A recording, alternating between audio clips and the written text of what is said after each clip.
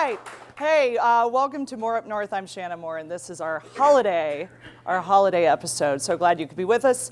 It's going to be a great show. You're going to have a couple of, I don't know, Kleenex moments perhaps. Lennie Moran's coming in, a friend of mine who has a pre-existing condition called attempted murder.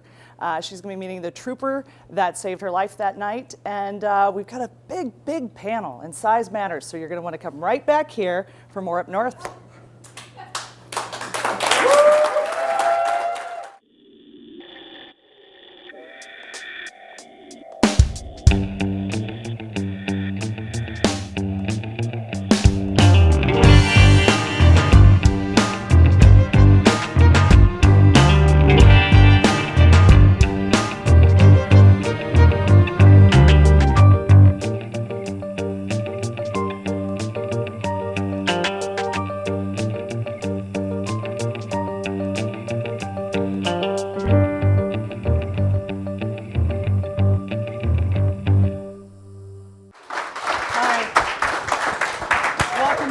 Welcome back to More Up North. My name is Shannyn Moran, and I have to tell you that in a year of so many different things that have happened, I had the privilege and a real gift in meeting an individual, another Alaskan here. And I wanted you to have the same opportunity. Lennie Moran and I spoke several months ago when I was writing about healthcare reform. And we had talked specifically on the 2nd of December 2007, she was attacked by her soon-to-be stepson, who also killed his father. Came into town and shot several people, and his name was Aaron Rodgers, and he's been sentenced to over 300 years in prison. And right now he has constitutionally afforded to him health care. And this was the discussion I had with Lennie, and she had been attacked and hit multiple times with a machete. And so we had this long conversation, and then I met her, and I couldn't believe I'd never met anyone in my life that was such a bright light, who had so much forgiveness and so much grace, and just like such a fantastic person who made me want to be better. And you know, a lot of people make me want to be better, but not to this extent. And I wanted you to meet her. And so she agreed to come in, and then she asked me if she could use this forum to thank someone who had shown up for her in a moment of need, and to tell him thank you for saving her life. His name is Trooper Alfred Borrego, and he's driven in, and they just met for the second time. And so Lennie and Trooper Borrego, welcome to the show.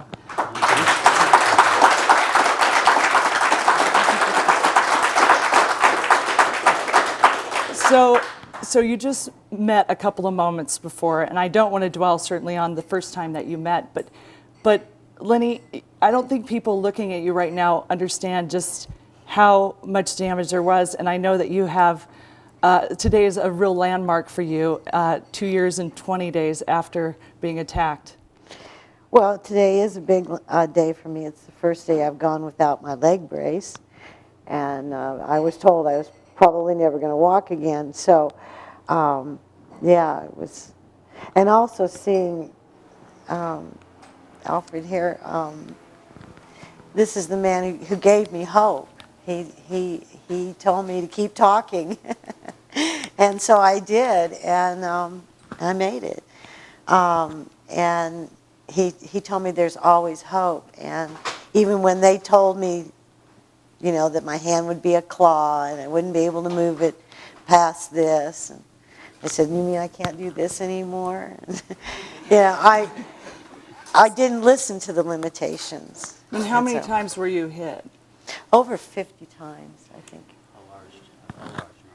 They kind of quit counting.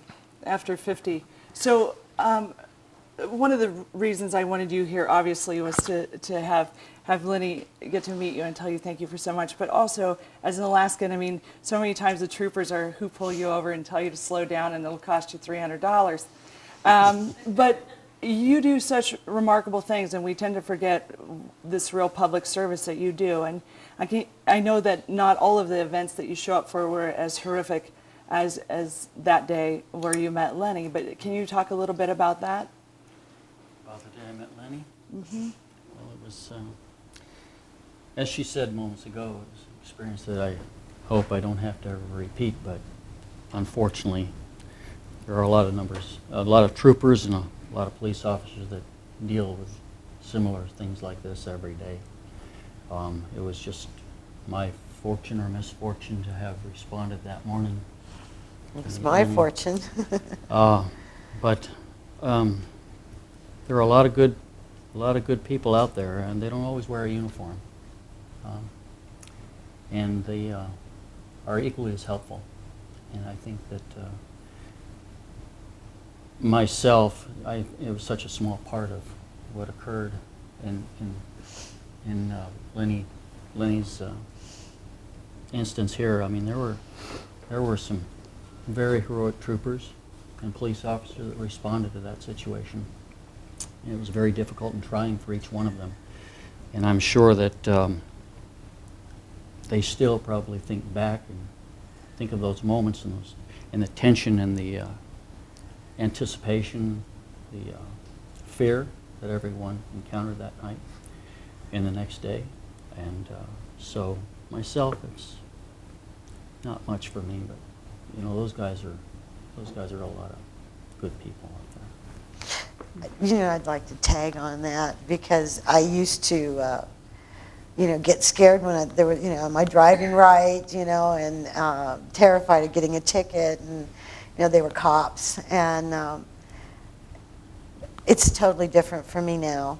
I thank them. I go out in, you know, if I see a police officer, I go out of my way and say, I just want to thank you. You know, I know you weren't there. You probably weren't there. On Halloween night, I was at a party, and it got a little rowdy, and I guess there were complaints of noise, and so the troopers showed up, and they wanted to talk to someone sober, so I was sober and went to the door, and it was the trooper who carried me out of the house. And he didn't recognize me, he recognized my name, and he's standing there with his jaw dropped, and I'm explaining that it's my best friend's birthday, and you know, she's a little loud, you know, and it was Carolyn, and he just said, okay, fine, you know, and backed out, and I went, you know, you look kind of familiar, and he went, yeah, and we both had that same moment. I mean, he couldn't imagine that I would be standing up and being at a party, you know, and laughing and dancing, and you know, he's like, go ahead and party, I don't care.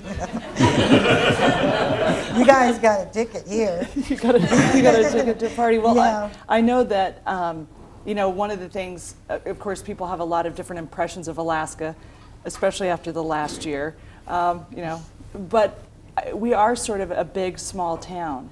Mm-hmm. And the chances of you pulling over someone or responding in the event of emergency of someone you know or someone that you know knows is just, it's there all the time. Yes. And how many times do people come up and say thank you to you?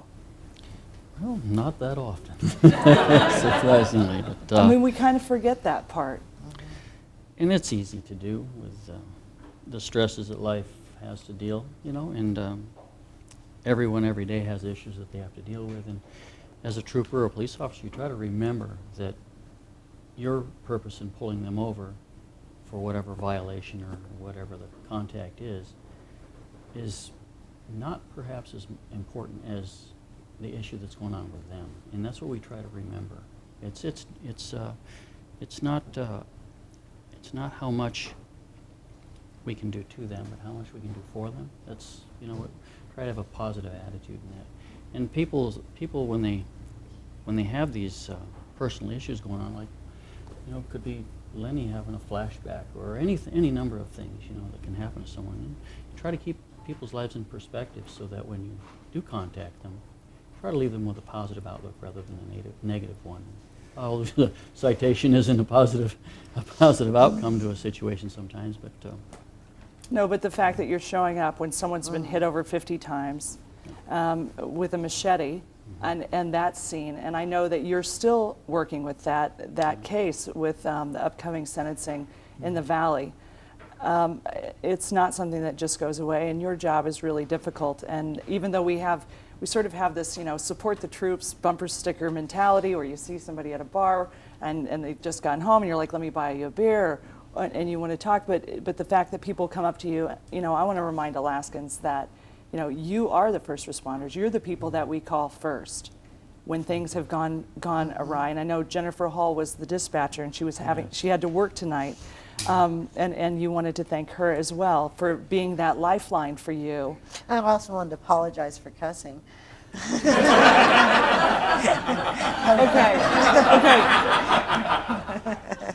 I was a little upset. Okay. Do you see the light? Do you see the gift that you are, Lennie? I mean, that you have, 50 blows from a machete and your humor is still intact. I just don't know, and it's so great that you're up and you're able to, and to just operate in the way that you do. Thank you.